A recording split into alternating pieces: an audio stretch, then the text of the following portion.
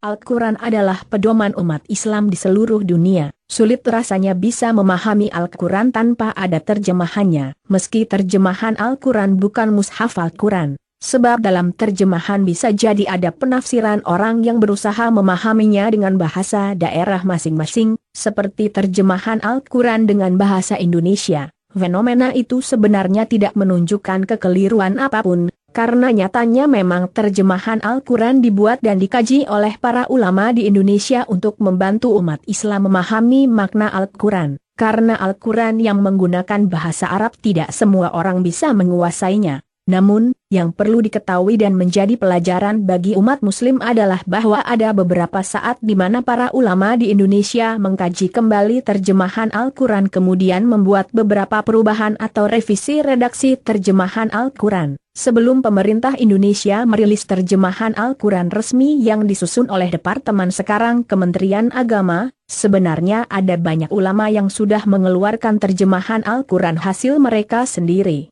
Bahkan sejarahnya dapat ditelusuri hingga abad ke-17.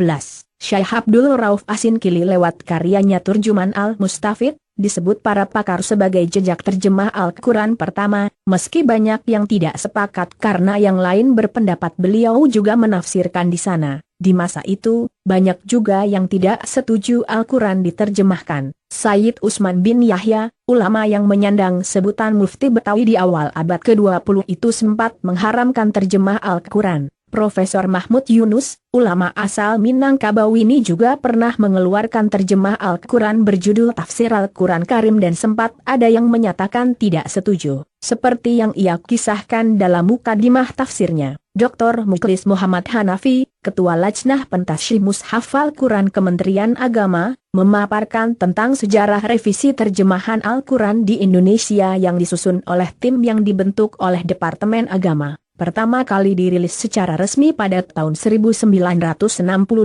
itulah pertama kali Al-Quran diterjemahkan. Kemudian, terjemah Al-Quran ini terus digunakan namun mendapatkan banyak masukan dari banyak pihak sehingga mulai dilakukan revisi di tahun 1990.